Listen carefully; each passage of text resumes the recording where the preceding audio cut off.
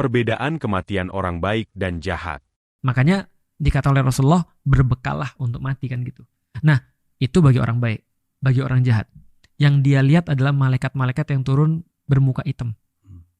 Muka hitam artinya kan marah, artinya muka hitam artinya dia benar-benar gak suka dengan keadaan yang terjadi, dan dia bawa kafan dari neraka dan baunya busuk.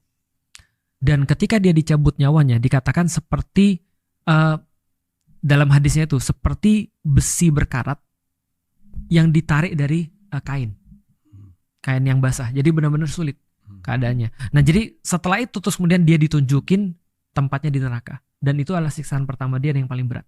Dan setiap waktu ketika dia terus kemudian sudah di tanah, dia akan terus kemudian mengalami ya siksaan-siksaan yang sudah kita tahu itu, siksaan-siksaan alam kubur itu. Di titik ini Ustadz, saya khawatir banyak orang merasakan hal yang sama seperti yang saya rasakan. Apa tuh? Yaitu sedih. Karena dari deskripsinya, ayah saya meninggal seperti yang kedua. Alasannya? Beliau kena serangan jantung dan tersiksa lah pokoknya. Meninggalnya nggak enak. Aku punya kabar gembira. Jadi gini ceritanya. Ada banyak orang yang sering agama itu adalah transaksional. Kalau kamu berbuat baik di dunia, kenapa kamu pengen surga? Karena aku udah berbuat baik di dunia. Kenapa kamu boleh minta kepada Allah? Karena aku sudah ibadah gini-gini. Sebenarnya di satu titik transaksional ini menjadi tidak ada masalah, tapi menjadi masalah ketika itu jadi sebuah tujuan di dalam hidup. Artinya kita nggak akan berbuat sesuatu kalau tidak ada janji sesuatu. Apa yang membuat transaksional ini jalan? Fisikal. Orang menjadikan fisikal sebagai tanda. Contoh misalnya kayak gini ya.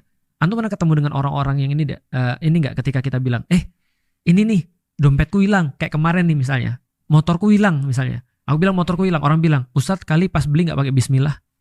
Gitu kan. Jadi seolah-olah harus ada transaksional yang terjadi di situ dan sesuatu bersifat fisik. Contoh ya, kalau misalnya ada orang tiba-tiba meninggal di hari Jumat lagi senyum, berarti dia pasti banyak pahala. Kalau ada orang sakit jantung terus kemudian merasa kesakitan atau kelelep itu lebih sakit daripada sakit jantung. Itu pasti dia kemudian meninggal karena dia banyak dosa. Apa kabar yang terjadi di Gaza? Meninggalnya aku yakin secara fisikal lebih parah daripada bapak gitu kan ya. Tapi apakah kita bisa menjudge bahwasanya itu adalah mati su'ul khotimah? Jawabannya tidak. Kita cuma bisa mengatakan kalau ada orang yang meninggal dalam keadaan tenang, insya Allah ini husnul khotimah. Tapi kalau ada orang meninggal dalam keadaan sulit, kita bisa katakan bahwasanya alhamdulillah bisa jadi dia punya kesalahan-kesalahan ketika di dunia dan semuanya sudah diinolkan oleh Allah dengan kesakitan. Jadi semuanya jadi baik kan. Tapi yang sudah pasti adalah